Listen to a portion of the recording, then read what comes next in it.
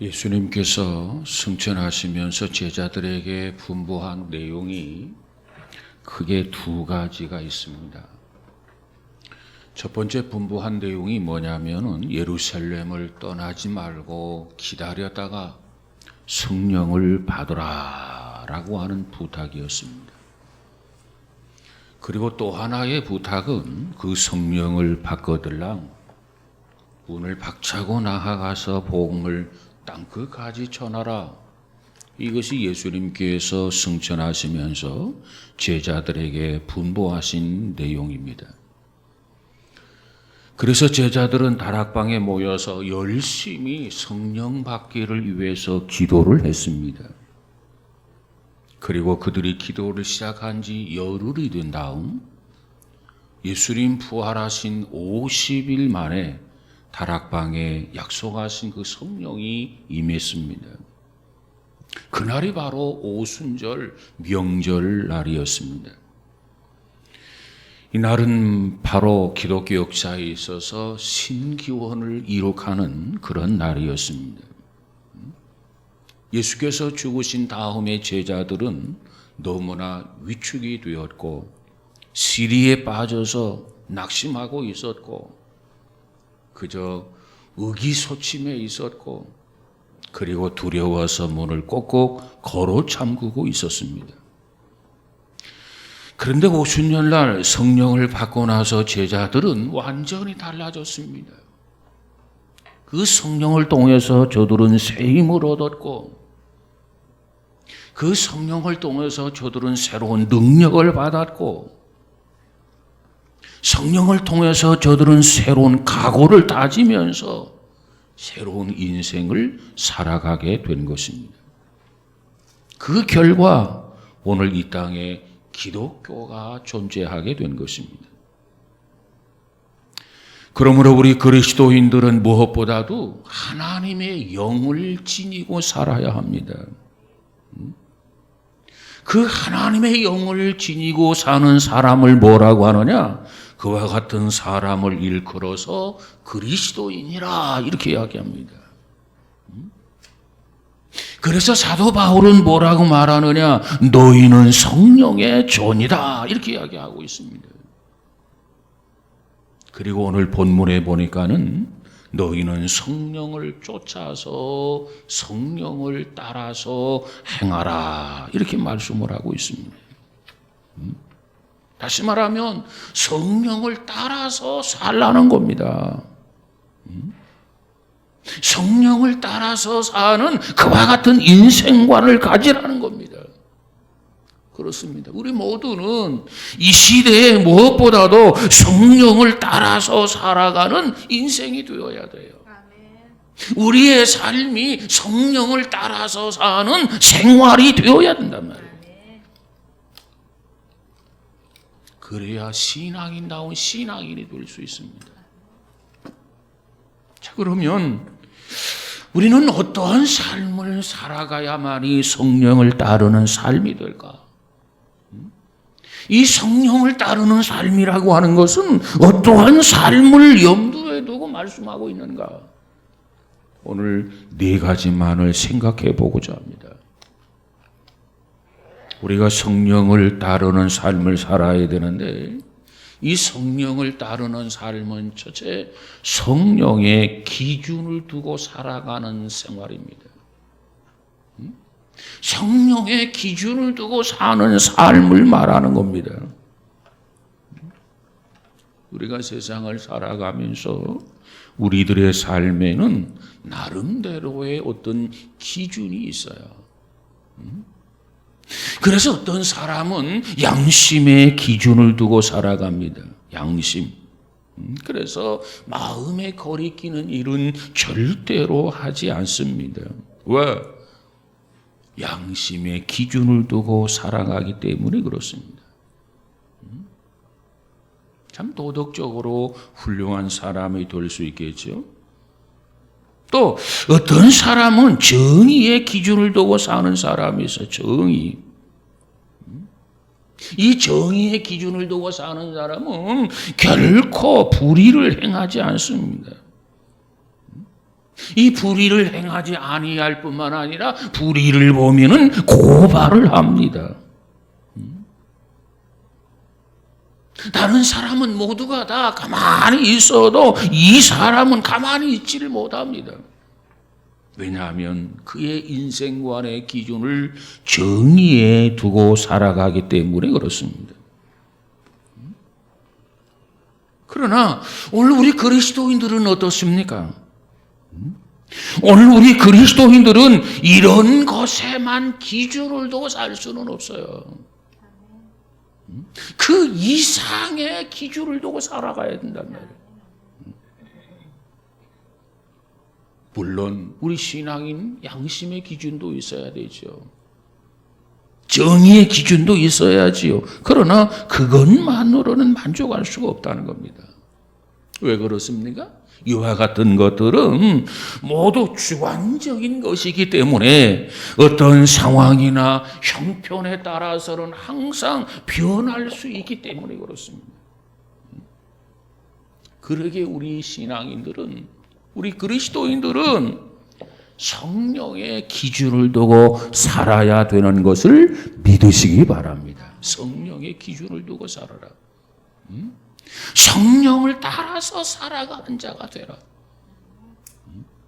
오늘 우리의 신앙은 바로 이와 같은 신앙을 가질 때 건강한 신앙인이 될 수 있다. 이 점을 꼭 기억하시기 바랍니다. 성령의 기준을 두고 살자. 그 다음에 두 번째로 성령을 따르는 삶은 어떠한 삶이냐? 성령의 인도를 받으면서 살아가는 생활입니다. 성령의 인도. 여러분, 하나님께서 이 세상에 성령을 보내신 이유가 무엇입니까?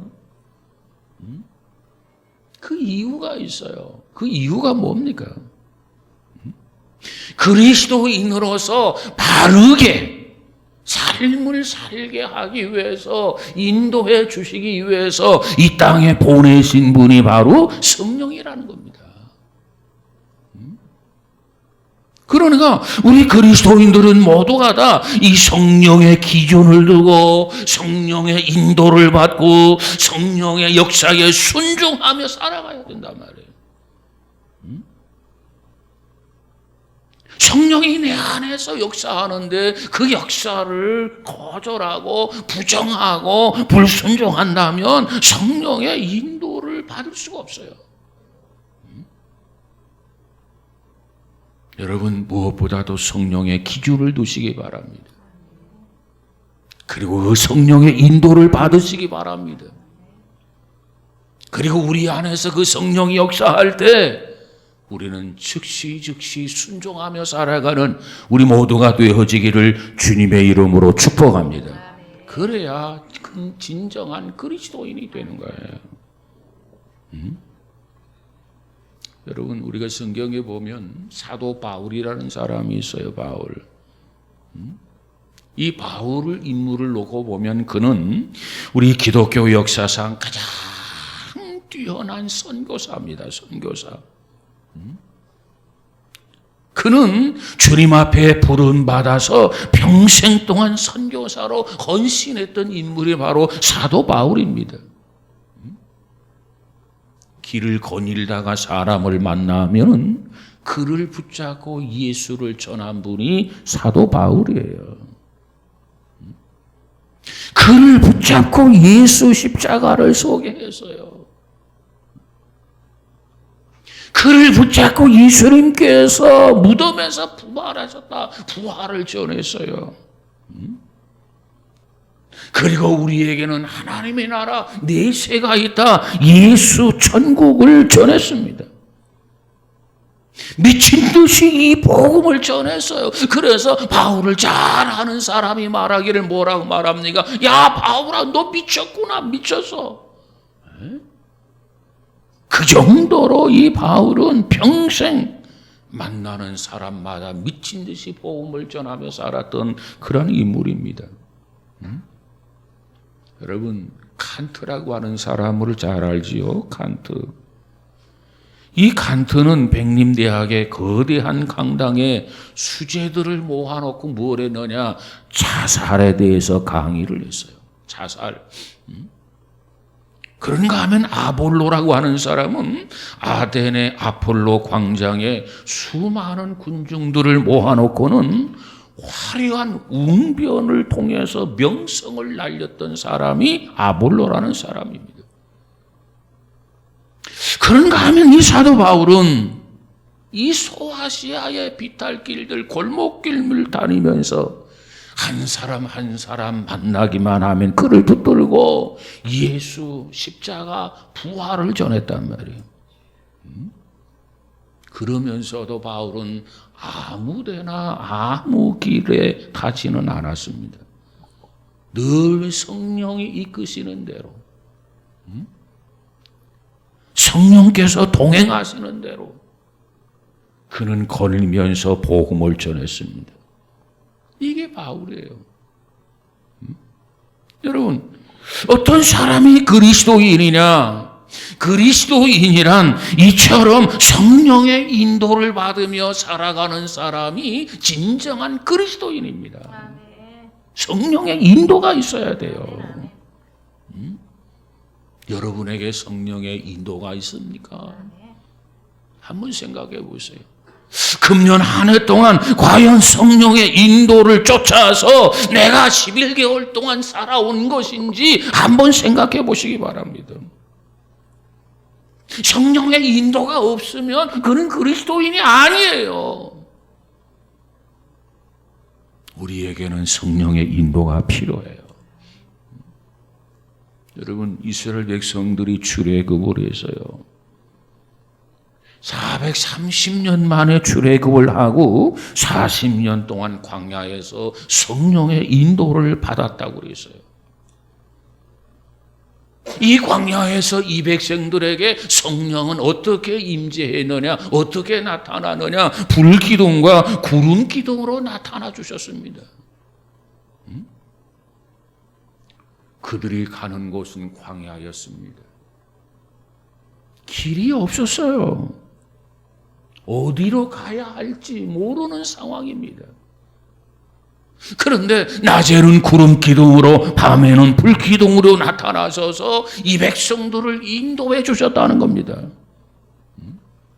어떻게 인도해 주셨느냐? 구름 기둥이 움직이는 대로, 이 불 기둥이 움직이는 대로 그저 그 구름 기둥에 가면 가고 서면 서고 멈추면 멈추는 그런 삶을 40년 동안 광야에서 살았어요. 이 구름 기둥과 이 불 기둥이 성령으로 역사로 믿었던 거예요. 여러분, 이처럼 나아가는 것이 성령을 따라 사는 삶의 모습입니다. 그저 성령이 우리 안에서 앞으로 가라 하면 가면 되는 거예요. 서라 하면 서면 되는 거예요.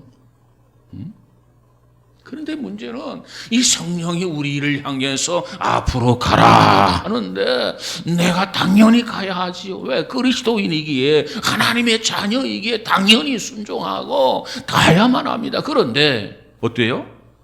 나는 앞으로 가는 것이 싫고 뒤로 가고 싶습니다. 그래서 대부분의 사람들은 뒷걸음질에서 뒤로 가게 되어 있어요. 근데 문제는 이와 같이 성령은 앞으로 가라 하는데 나는 뒤로 가고, 뒤로 가면서 착각하기를 대부분의 사람들이 성령의 인도를 따라 살아간다고 착각을 하고 있단 말이에요. 이게 문제라. 실제는 성령의 인도를 거스리고 살아가고 있는데, 그러면서 뒷걸음질하고 있는데, 뒤로 가고 있는데, 그러면서도 성령의 인도를 받으며 살아간다고 착각을 하고 있단 말이에요. 여러분, 그것은 성령이 아닙니다. 그건 성령의 인도를 받는 게 아닙니다. 그것은 내 뜻대로, 내 생각대로 사는 거예요. 이것을 오늘 사도 바울은 본문에서 뭐라고 말합니까? 내 소욕대로 살아가는 생활이다. 내 소욕대로 사는 삶이다. 이렇게 말하고 있습니다. 다시 말하면 그건 그리스도인의 삶이 아니라는 겁니다. 오늘 본문에서 바울은 뭐라고 말합니까? 성령을 쫓아 행하라 그리하면 육체의 욕심, 육체의 소욕을 이루지 아니하리라 그랬어요. 세 번째로 성령을 따르는 삶은 성령의 힘을 받아 살아가는 생활입니다. 성령의 힘. 오늘날 참 풍요의 시대지요. 그 어느 시대에 비해서도 오늘날에는 정말 풍요롭게 살아갑니다. 그리고 발전도 눈부십니다. 그저 집도 소유를 했고 그저 승용차도 소유도 했고 어느 정도 문화 혜택도 받을 만큼 받아가면서 살아가고 있는 것이 오늘 현실입니다. 자, 그런데 보세요. 아니, 집도 소유를 했고 승용차도 소유를 했고 어느 정도 문화 혜택도 누리고 있고 그러면 당연히 내 마음이 만족해야 되는 건 아니겠습니까? 나는 행복하다 이렇게 생각해야 되지 않습니까? 그런데 어딘지 모르게 그럼에도 불구하고 마음이 흡족하지를 않아요. 마음이 만족이 없어요. 왠지 더욱더 가슴이 뻥 뚫려 있단 말이에요.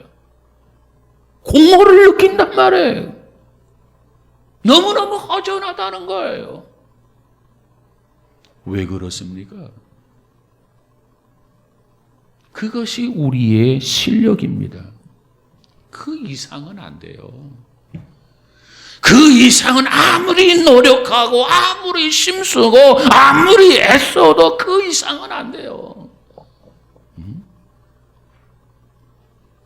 그러기에 사람들이 고민을 많이 해요. 재산이 많은 사람은 많을수록 고민이 더 많아요. 그래서 술도 마셔요. 괴로워하기도 해요. 그리고 그 고통으로 신음도 해요. 그래서 하나님께서 이 땅에 성령을 보내신 것을 믿으시기를 바랍니다. 이 땅에 성령을 보내셔서 성령으로 힘을 얻어서 성령으로 그 능력을 얻어서 이 세상을 살아가라는 거예요.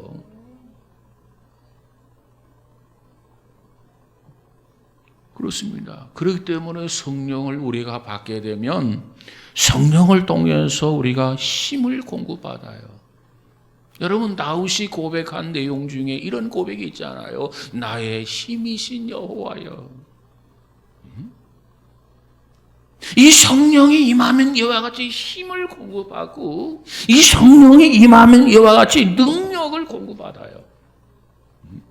이 하나님의 힘, 하나님의 능력을 공급받으면 어떻게 되느냐? 나의 힘을 초월하게 되고 나의 능력을 초월하게 되고 나의 무능함이 보완되어져 가고 할 수 있거든이 무슨 말이냐?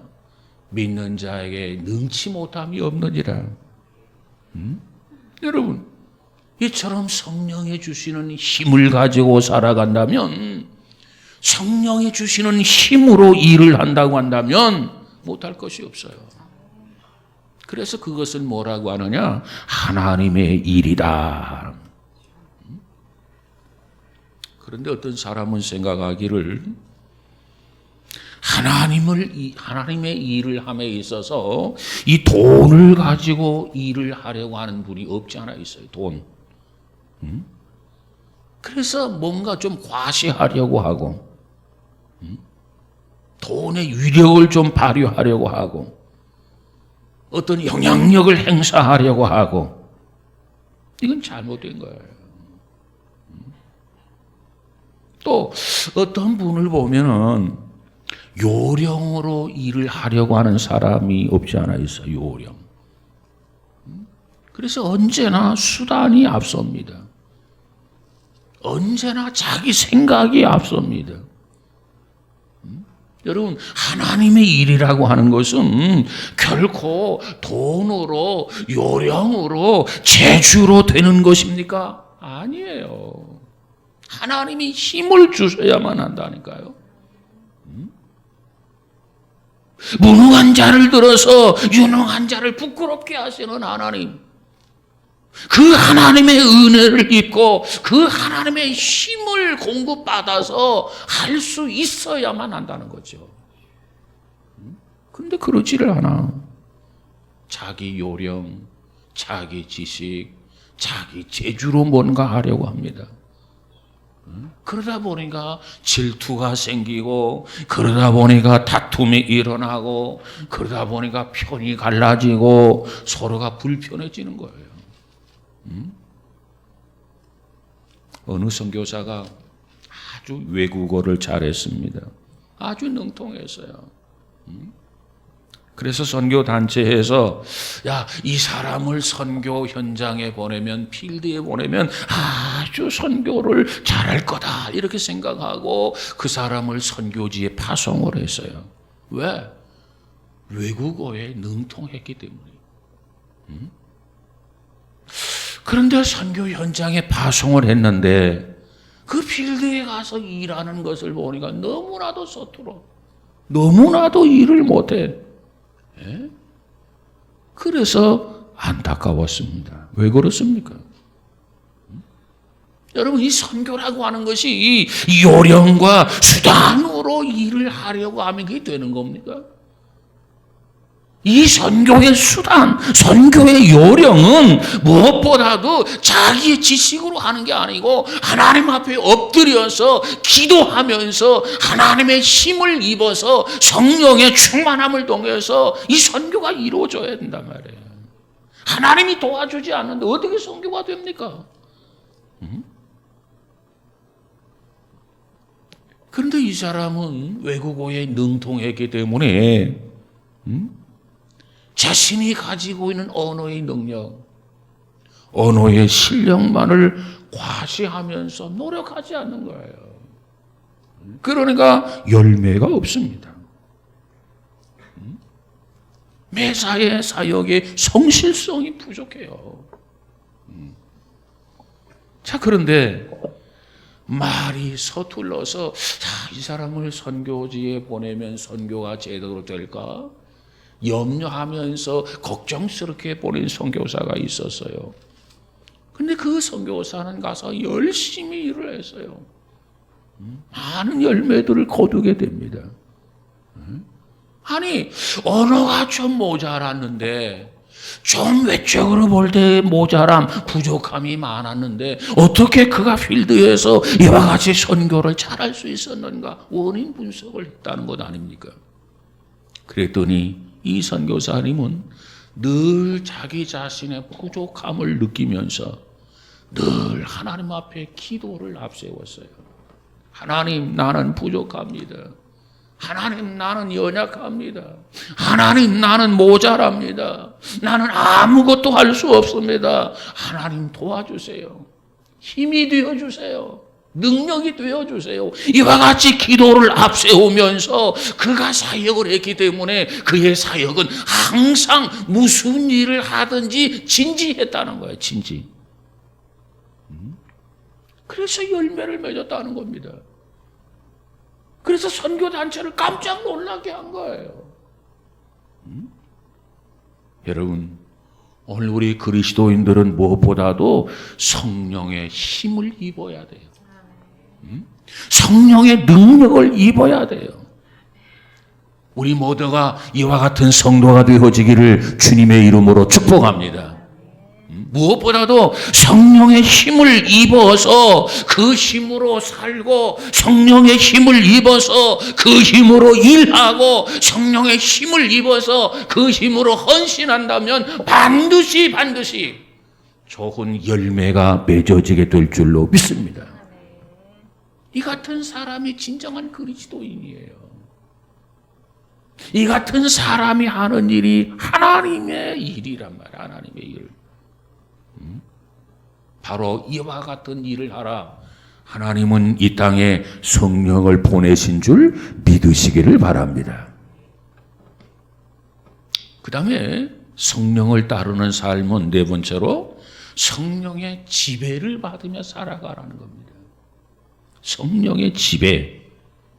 우리에게는 성령의 지배가 필요해요. 보세요. 무당이라고 하는 사람은 귀신의 지배를 받고 살아가는 사람이에요. 귀신. 그래서 그 귀신이 시키는 대로 그가 주시는 힘으로 그는 일을 하고 점을 치는 것이 무당 아닙니까? 아, 동자가 나에게 이렇게 말하는데 하면서 말하는 게 이 점쟁이들이란 말이에요. 그렇습니다. 무당은 귀신의 지배를 받고 사는 사람. 그런가 하면 술주정뱅이가 있어요. 술주정뱅이. 자, 술주정뱅이는 누구의 지배를 받고 사느냐? 술의 지배를 받고 사는 거예요. 술의 지배. 그러니까 술에 취하게 되면 술이 시키는 대로 길거리에 가다가 오줌도 쌉니다. 술이 시키는 대로 맨땅에 둥글게 만듭니다. 술이 시키는 대로 담벼락에 기대고 앉아서 잠을 청합니다. 온갖 추태를 부려요. 술이 시키는 대로 하는 거예요. 여러분, 맨정신으로 그렇게 할 수 있습니까? 맨정신으로 그게 가능한 일이냐 그 말이 아니에요. 맨정신은 할 수 없어요. 다만 술이 시키니까 그렇게 하는 거예요. 술의 지배. 여러분, 그렇다고 한다면 오늘 우리는 어때요? 오늘 우리는 예수 그리스도의 지배를 받고 살아야 한단 말이에요. 왜 예수 그리스도의 지배를 받고 살아야 되느냐? 예수 그리스도가 나의 구주와 주님으로 내 안에 모셔들었다고 한다면 나의 모든 것을 그분에게 위임해야죠. 그게 그리스도인입니다. 나의 모든 것을 그분에게 맡기고 전폭적으로 위임하고 그분의 온전한 지배를 받고 살아가는 것이 성도요. 그것이 그리스도인이란 말이에요. 그리스도인은 성령의 지배를 받고 살아가야 돼요. 그래서 바울은 말하기를 오직 성령의 충만함을 받으라 이렇게 이야기하고 있어요. 성령 충만함을 받으라는 소리가 무슨 소리냐? 성령의 지배를 받고 통제를 받고 다스림 속에서 살아가라. 그와 같은 명령이 아니겠습니까? 자, 우리는 여기서 이거 하나 생각하십시다. 우리는 성령의 인도를 받고 살아야 돼요. 그러나 성령의 인도를 받고 살아가는 것만으로도 부족해요. 우리는 성령의 힘을 힘입어서 살아가야 돼요. 그러나 성령의 힘을 얻는 것만으로도 부족해요. 그러면 우리는 어찌해야 되는가? 반드시 성령의 지배를 받으면서 살아가시기 바랍니다. 온전한 지배 속에서 살아가시기 바랍니다. 성령에 이끌려서 살고 성령의 조종받으면서 살고 성령이 시키는 대로 아멘 하면서 성령께 온전히 순종하며 온전히 지배받으며 온전히 통제 속에 살아가는 우리 모두가 다 되어지기를 주님의 이름으로 축복합니다. 그것이 그리스도인이에요. 그렇게 사는 것이 그리스도인이란 말이에요. 그런데 말은 그리스도인이라고 하면서도 자기 생각대로 자기 고집대로 살아가는 사람이 너무나도 많아요. 그건 그리스도인이 아니에요. 자기를 속이는 거예요. 왜? 그리스도인이 아닌데도 불구하고 그리스도인이라고 생각하니까 자기를 속이는 것이죠. 그래서 우리는 성령의 충만함을 받아야 돼요. 여러분, 신앙생활의 참 위력, 신앙생활의 참 기쁨이 어디서 온다고 생각합니까?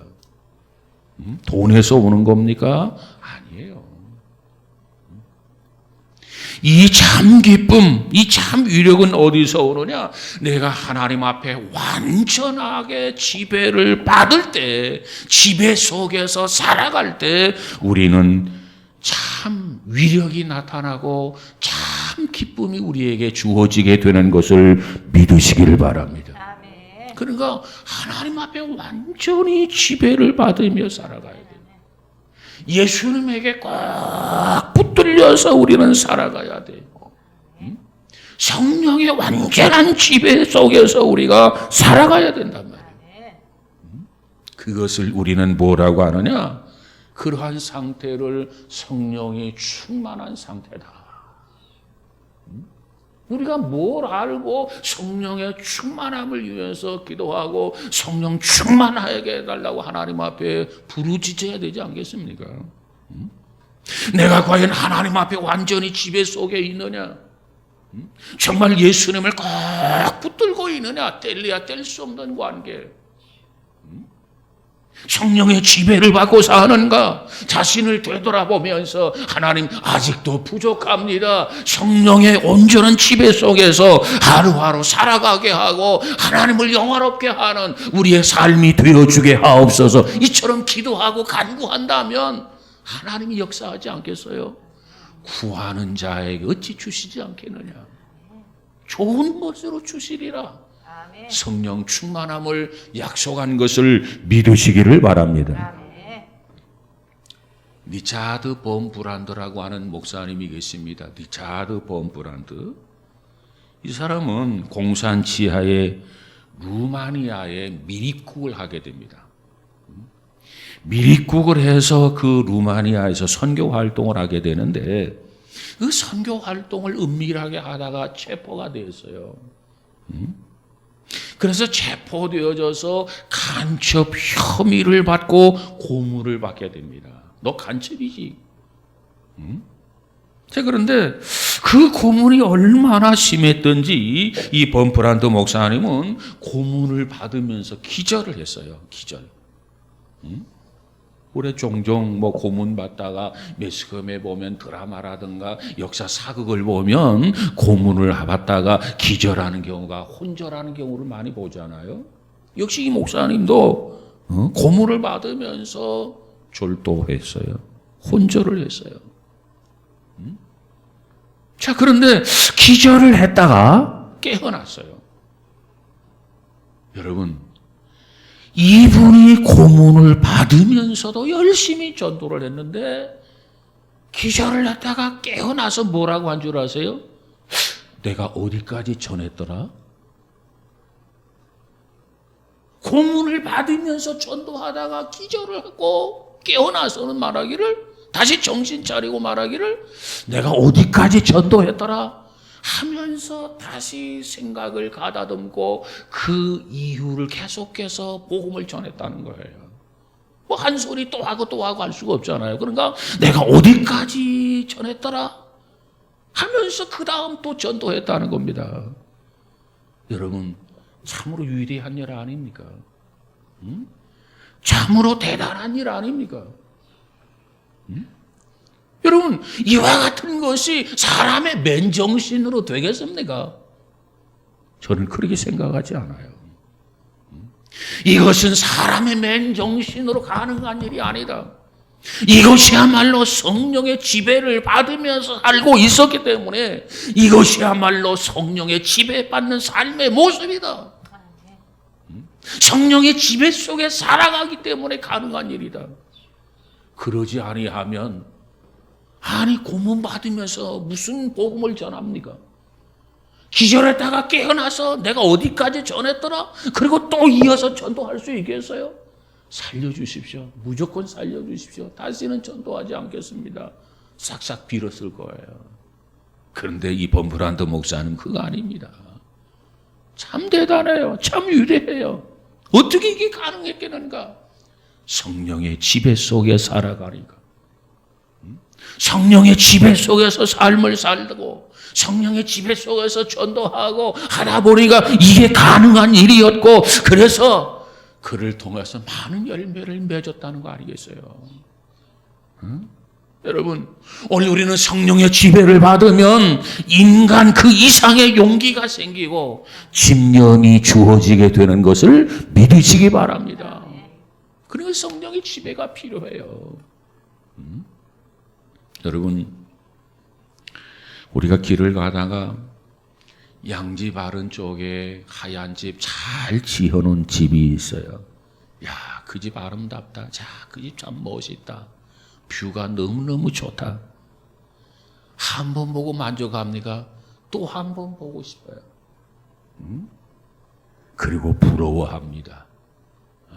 여러분, 우리는 이와 같은 집의 아름다움을 겉으로만 보아서는 안 된다는 거예요. 겉으로만 보아서는 안 된다. 중요한 것은 그 집이 아름답지만, 정말 언덕 위에 하얀 집이지만, 누군지 부럽지만은, 그러나 그 집의 주인이 누군가, 여기에 우리는 관심을 가져야 돼요. 누가 그 집에 살고 있는가, 이게 중요하단 말이에요. 집이 아름다움이 중요한 게 아니라 그 집의 주인이 누군가, 누가 그 집에서 살고 있느냐, 이게 중요하다는 거예요. 여러분 보세요. 세상에 흉악한 사람이 그 집에 살고 있다 한번 생각해 보세요. 가장 악한 사람이 그 집에 살고 있다 생각해 보세요. 어때요? 아무리 우리 눈에 아름다워 보여도 그 집은 가치가 없는 거예요. 그 집은 값싼 집이 되는 거 아니겠습니까? 그 집이야말로 별 볼 일 없는 집이 아닙니까? 그 집은 강도의 소굴일 따름인 거예요. 부러워할 이유가 없어요. 그런데 내가 곁에서 볼 때는 볼품이 없어요. 왜소해 보여요. 그런데도 불구하고 그 속에 힘의 원천이 되시는 성령이 함께 하신다면 어떻겠어요? 그 속에 성령의 충만함이 있다면 어떻게 되겠습니까? 그 사람이 곧 하나님의 사람이에요. 그 사람이 곧 그리스도인이에요.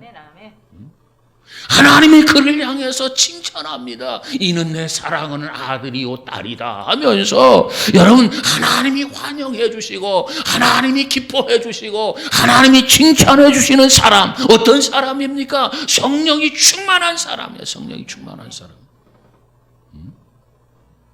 이런 사람을 성령의 사람이다, 이런 사람을 그리스도인이다, 이런 사람을 하나님의 사람이라 이렇게 부르는 거 아니겠어요?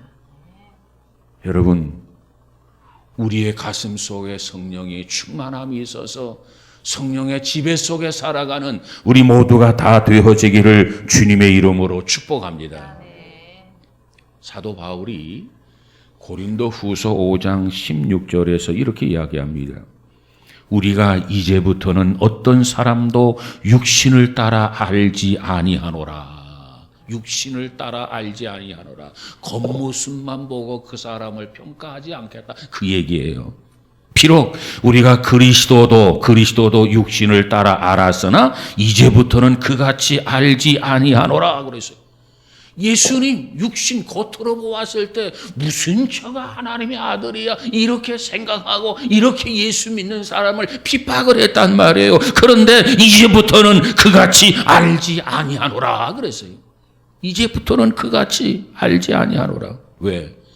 내가 성령의 지배를 받고 보니까는 모든 것 보는 기준이 달라졌다는 겁니다. 기준이 달라졌어요. 이처럼 기준이 달라지는 사람을 뭐라고 하느냐? 그리스도인이다. 이처럼 기준이 달라지는 사람을 뭐라고 하느냐? 성령의 사람이다. 이처럼 기준이 달라지는 사람을 뭐라고 하느냐? 하나님의 사람이다. 그래서 말하기를 보라 이전 것은 지나갔으니 새로운 피조물이라 이렇게 고백하고 있지 않습니까? 사랑하는 여러분, 우리 모두는 성령을 추구하고 성령을 받아서 살아가는, 성령 충만함 속에 살아가는 우리 모두가 되어지기를 주의 이름으로 축복합니다. 그래서 성령을 받고 받고 성령의 지배를 받고 성령의 인도를 받고 성령의 열매가 풍성해지는 우리 모두가 된다면 이 시대에 하나님 앞에 사랑받는 성도, 주님이 지극히 칭찬하면서 우리에게 상급을 약속해 주실 것입니다.